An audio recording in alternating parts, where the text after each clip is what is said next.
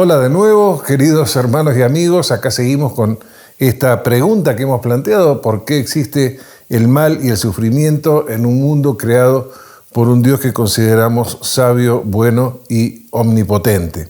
A veces, como decía, esta pregunta se usa como argumento contra la existencia de Dios, pero es un argumento que se contradice. Primero, porque nosotros no sabemos absolutamente todas las cosas y cómo las cosas pueden encajar y cómo Dios puede tener razones para permitir ciertas cosas. Pero además, si yo digo que algo está objetivamente mal, que hay algo malo, significa que hay una norma sobre el bien y el mal. Y si existe una norma sobre el bien y el mal, tiene que haber alguien superior a nosotros que establezca esa norma. El hecho de que todos los seres humanos tengan una fuerte noción de que hay cosas que están bien y cosas que están mal, es un fuerte argumento acerca de la existencia de Dios, a favor de la existencia de Dios. Y de hecho, el tema del bien y el mal es un tema central en toda la Escritura. De todas maneras, hoy en día, a diferencia de los cristianos en otros tiempos que aceptaban las cosas y se conformaban con lo que tenían y agradecían lo que tenían ante todo sin quejarse tanto por lo que no tenían o lo que les pasaba, actualmente, por un lado, estamos demasiado centrados en esta tierra, es decir, no estamos pensando en lo que hay más allá, en lo que nos espera, en lo que sería la esperanza cristiana, en que quizá pretendemos, por lo menos desde hace algunos siglos el ser humano pretende hacer de la razón, del pensamiento, el criterio definitivo, cuando hay muchas cosas que nosotros no sabemos y que inclusive no entendemos, y hasta que cada vez, a través del progreso de la ciencia, tenemos más comodidades y también menos tolerancia al sufrimiento. Entonces eso ha cambiado nuestra actitud con respecto al problema y quizá lo expresó muy claramente C.S. Lewis cuando escribió lo siguiente. Dice Lewis: el hombre antiguo se acercaba a Dios como el acusado se acerca a su juez.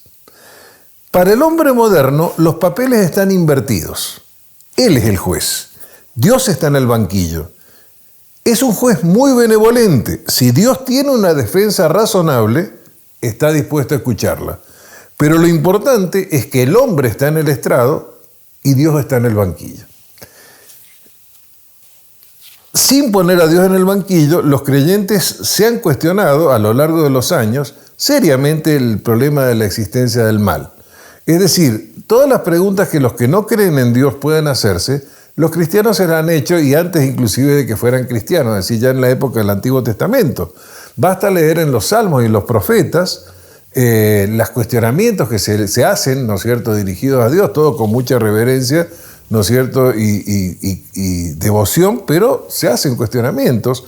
E inclusive en el libro de Job, un libro de los más antiguos de la Biblia, donde muchas veces se habla de la paciencia de Job. Pero la lección más importante del libro de Job es que Dios tiene razones o puede tener razones para permitir el sufrimiento que no siempre son evidentes para nosotros y que no siempre siquiera estamos en condiciones de entender. Justamente un cuestionamiento también que a veces se hace es si Dios creó el mal.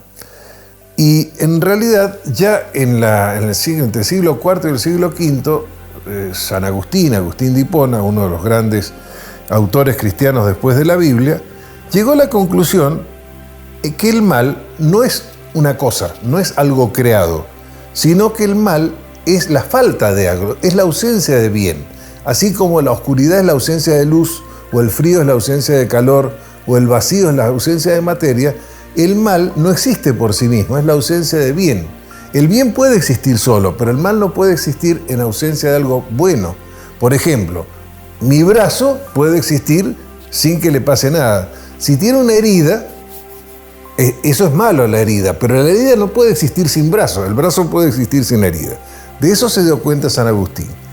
Vamos a seguir en la próxima semana con algunos otros aspectos que nosotros podemos pensar acerca de por qué existe el mal y el sufrimiento, y vamos a continuar también con 10 cosas que nos dice la Biblia, 10, 2 veces 5, que dice la Biblia acerca del mal y el sufrimiento, de su razón y su importancia para nuestra vida acá y para también la eternidad. Así que, si les interesa, seguimos la próxima semana. Que Dios les bendiga y hasta entonces.